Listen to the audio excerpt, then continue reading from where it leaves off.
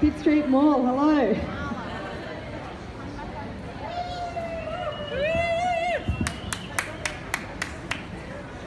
We're here today as part of a national day of action against radioactive waste dumps in South Australia and radioactive waste in Australia. And to open today, I'd like to pass over to Uncle Ken Canning.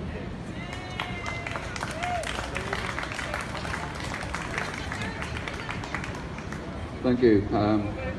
I can't do a welcome to country because I'm not from this land. I'm from the Bidjara people of southwest Queensland.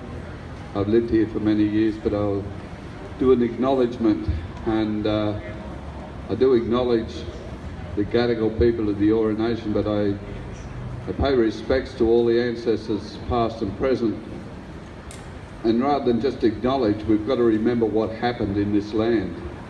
This is the first point of impact. This is the first point where the colonial monster hit and attacked for its purposes of its corporate bodies.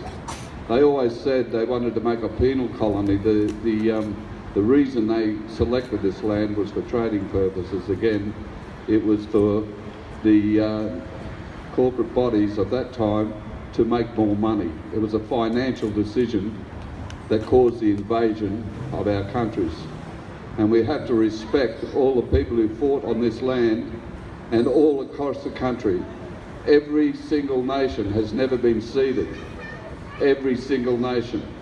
Now, not only did they declare war in 1788, they've continued the wars in many ways. We have the highest deaths in custody per population on the whole planet.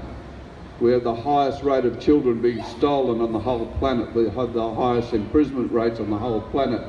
Now, they want to continue to dig up that filth called uranium. Not only dig it up and export it, they want to bring it back and dump it on lands in Central Australia.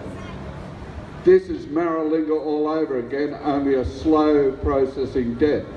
Maralinga was a quick flash. This would be a slow generational death that will continue on for 10, 20 generations.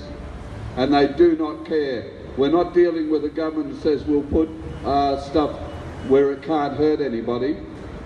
Governments know people live out there, but they don't care because it's Aboriginal people. They don't care because it's First Nations people. They just don't care. And as the death toll rises, they will fill their own pockets with the capitalist money that goes into it. They're lining their pockets at our expenses. So money is more important to them than human lives. Now, growing up in an Aboriginal family, I didn't have to be told that nuclear waste was bad. I just knew. It was part of our own storytelling. There was stuff that was in the ground that was dangerous, and we knew how dangerous it was.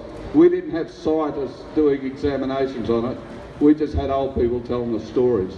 And we had old people who had much more knowledge, because you've got to remember, the white man says we've been here 40,000 years. Our oral history says since the beginning of time. Now, to last even under the white man system, 40,000 years, we must have known something. And that something was to leave rubbish like that in the ground.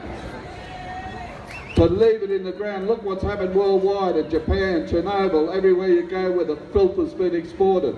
Our government is trying to push it down the throat of the Indian government. The Indian government's saying we don't want any. They're trying to push it down the throat of other governments. They don't want it.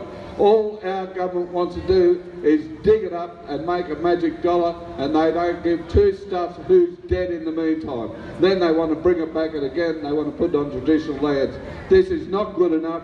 This is genocide again by a callous government who's bent on the murder of Aboriginal people. Thank you.